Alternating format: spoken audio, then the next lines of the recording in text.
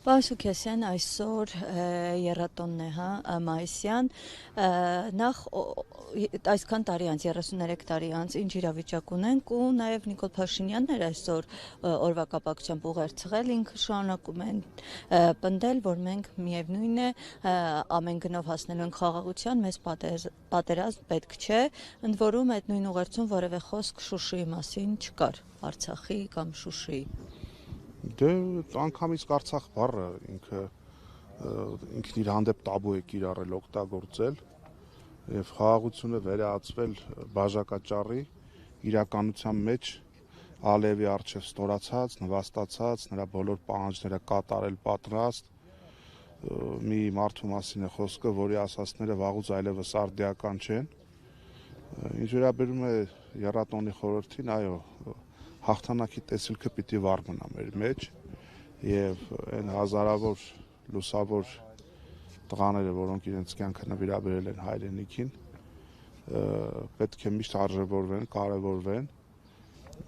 եւ հաղթանակների փարոսը միշտ պետք է վառ պահել։ Հետեւաբար երջուկս գործող իշխանությունների մենք բոլորս եւ հանրության գերակշիռ մասը կարծում եմ, որ շարունակելու է այս ամենին վերաբերվել շատ նուրբ, շատ զգայուն, հա, կերպով, այս իշխանությունները անցողիկ են, ժամանակավոր են, այս իշխանությունները ժամանակին լրիվ ուրիշ բաներ են ասել, հիմա ուրիշ բաներ են անում, այս իշխանությունները ծնկի են բերել մեր երկիրը թշնամու առաջ եւ յուրաքանչյուր քաղաքացու պարտքն է նաեւ ամեն անգամ եռաբլուր գալիս ինքնին հաշիվ տա, թե ինչ իրականության մեջ ենք մենք ապրում եւ յուրաքանչյուրս պետք է հասկանանք, որ մեր նահատակների կյանքը եւ սխրանքը արժևորելու համար մենք պետք է օր առաջ ուղղակի ձերբազատվենք այս ստորակարճ եւ պարտության խորհրդանիշ իշխանություններից եւ Հայաստանը կունենա վերածնվելու շանս, Հայաստանը կդառնա ավելի կենսունակ, Հայաստանը կունենա ապագա եւ բոլոր այսպես ասենք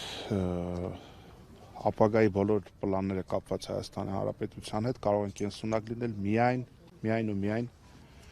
ողնաշար ունեցող իշխանությունների պարագայում։ Պարսուքեսյան մի փոքր թեմայից դուրս, մենք օրեր առաջ տեսանք ազգային ժողովում կատարվածը, հա,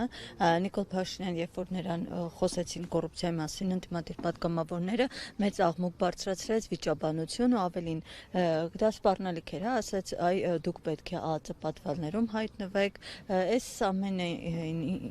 ինչից սկսվեց, ինչու է որ հենց կոռուպցիայի մասին են խոսում, նման մեծ սկանդալներ է հասունանում։ Դա կուզեմ առանձնահատուկ ընդգծել, որ վերջին շրջանի կոռուպցիոն սկանդալները առավելապես կապված են քաղաքապետարանի հետ, այս պահին քաղաքապետի աթոռը զբաղեցնող Տիգրան Ավինյանի նախորդ աշխատավայր Անիֆի հետ։ Այդ սկանդալների ակունքը Երևանի քաղաքապետարանն է, որտեղ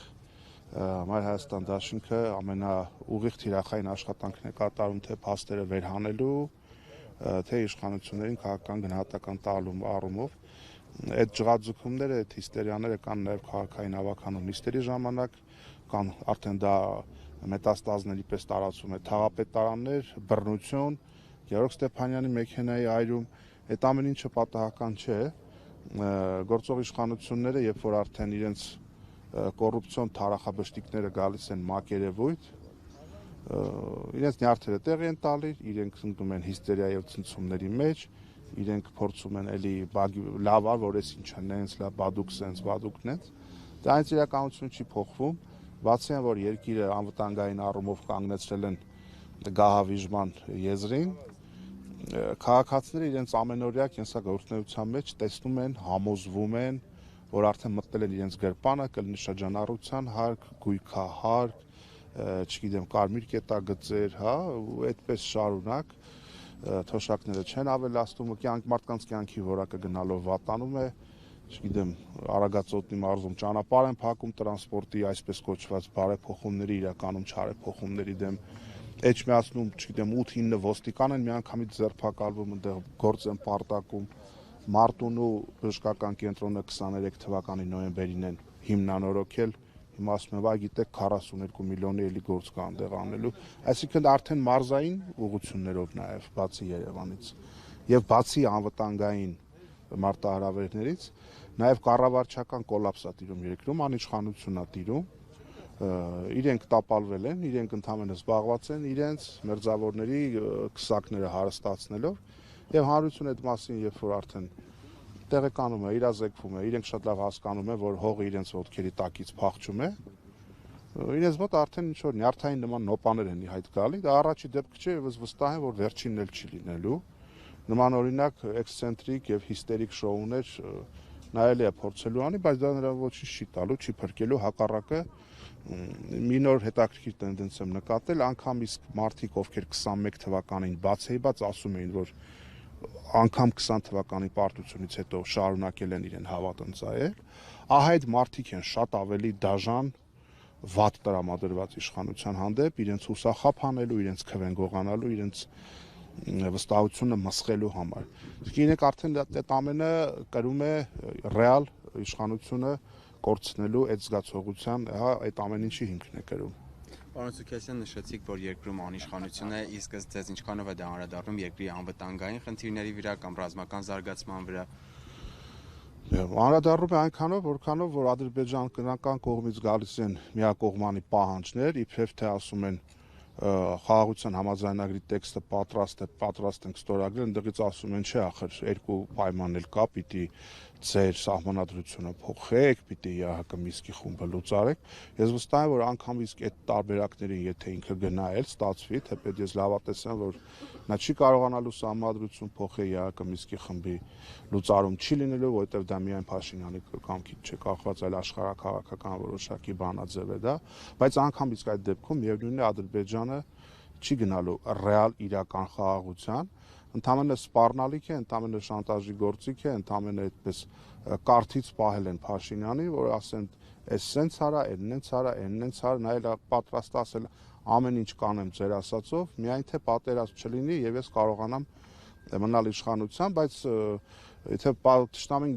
պետք է դիմի պատերազմի, որ ինչ որ նվաճում քեզանից կորզի, եթե այդ նվաճումը կարողանում է կորզել խաղաղ ճանապարհով, ինչի գնա պատերազմի։ Իսկ եթե մարդկանց թվում է, որ այսպես կոչված իբրև թե պատերազմ չկա եւ դրանով երկիրը խաղաղ է, շարունակում է երկիրը գահավիժել, բայց իրականում պատերազմական վտանգը մշտապես շարունակելու է կախված մնալիս իշխանությունների պարագայում, նրանք պատերազմ չեն հեռացնում, նրանք պատերազմ են մոտեցնում երկրի դիմադրողականությունը գցելով եւ ընդհանուր միջև, չգիտեմ, բանը հասել են այն բանի, որ Ալիևը հայտարարում է, որ այլևս զենք մի առեք, այդ առած զենքերն էլ հետ տվեք։ Հիմա դա խաղաղության բանաձև է, ինքը շարունակում է զինվել, անընդհատ շարունակում է զինվել, մեզ էլ ասում է զենք մի առեք։ Հիմա դա խաղաղության բանաձև է, ես չեմ կարծում։ Երկիրը մասնատելու, ծվատելու, բսկտելու, թշնամու ոտքերի առաջ դնելու շատ կոնկրետ ուղեգիծ է տանում այս իշխանությունը, միայն թե մնան իրենց կաբինետներում ոչ միայն որպեսզի շարունակեն իշխել եւ փող աշխատել, այլ կաբինետը համարվելու է իրենց միակ անվտանգ վայրը։ Եթե իշխանություն չլինեն, իրենց շատ հարցեր են տրվելու եւ իրենք շատ հարցերի են ստիպված լինելու պատասխանել արդեն, չգիտեմ, քննիչի դիմաց նստած։ Պարոն Սուքիասյան, նշեցիք, որ ադրբեջանական կողմը պարբերաբար հայտարարում է զենք չառնելու, առած զենքը հետ տալու վերաբերյալ, իսկ ինչպես է գնահատում Հայաստանը այս պահին, ինչքանով է պատրաստ պատերազմի եւ արդյոք այդ զենքերը գնվում են բավարար չափով կամ խաղաղություն հաստատելու համար բավարար չափով կամ միջոցները ձեռք առնվում են բավարար չափով։ Ես մի փոքր համեստ կգտնվեմ եւ չեմ ինձ հրճակի որպես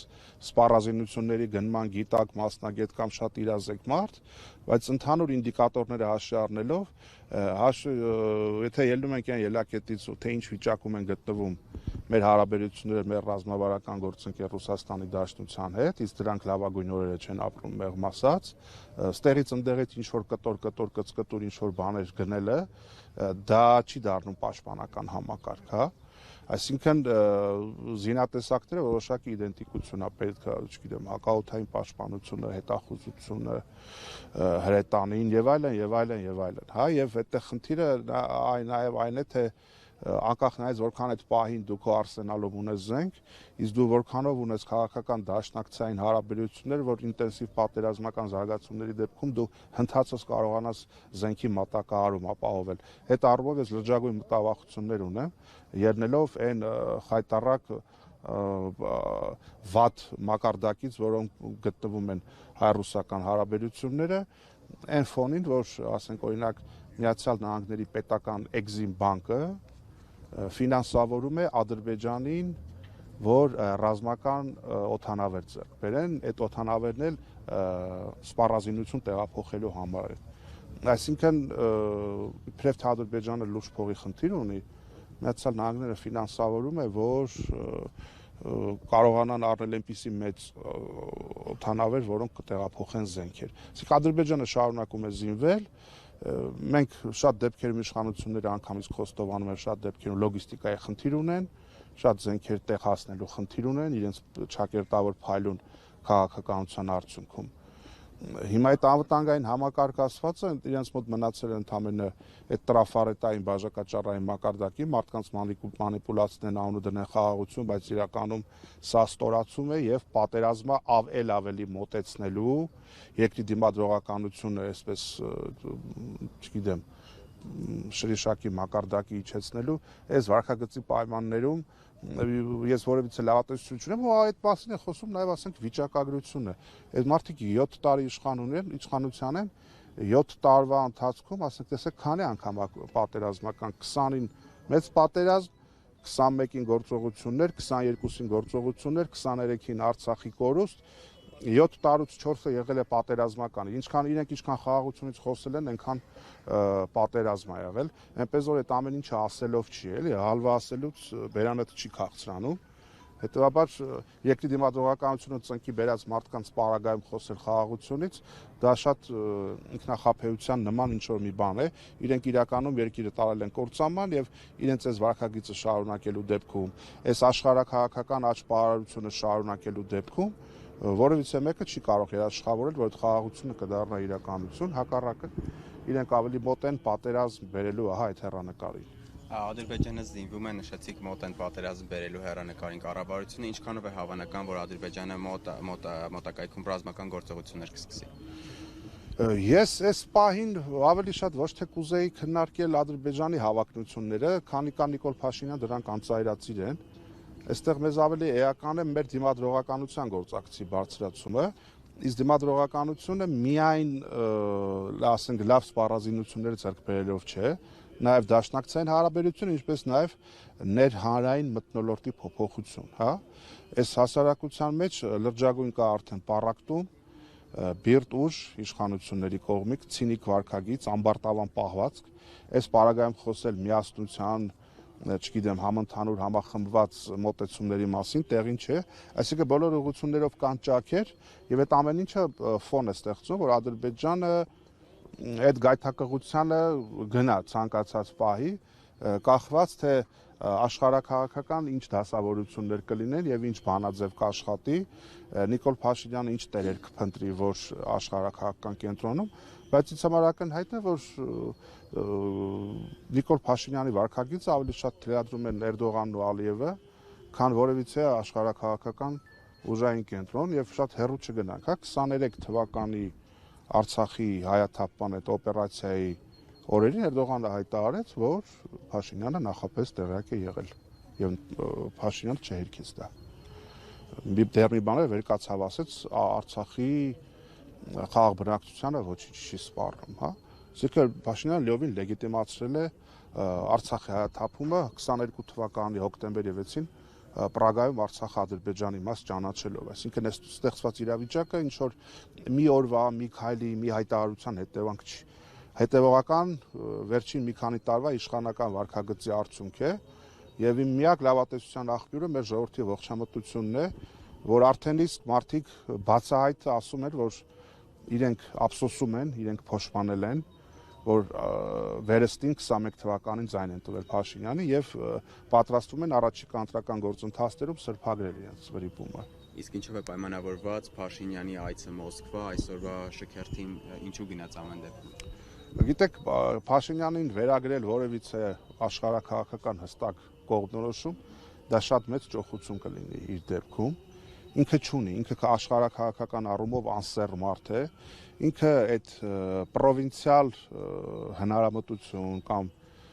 չգիտեմ, գավառական շուստրություն, ինչ ասեք, մտածում է ինչ որ աչու կարելի է ինչ-որ մի փուլ վատացնել, անցնել մյուս կողմի հետ հարաբերությունները լավացնել, հետո շուռ գալիս մյուս կողմի հետ լավացնել, մյուս կողմի հետ վատացնել, այնինչ իրականում մեր կարգավիճակն ունեցող երկրի համար դա արկածախնդրություն է, դա բախտախնդրություն է, դա չի կարելի, դա անթույլատրելի է եւ որևիցե մեկը աշխարհական կենտրոններում նստած միամիտ չի, որ այդ իր քեղցի շուստրություններով կարողանա ինչ-որ արդյունքի հասնել, ընդհանրապես փորձել է ինչ-որ երեսը փրկել, ինչ-որ որոշակի կայունացնել հայ-ռուսական հարաբերությունների այս տուրբուլենտ վիճակը,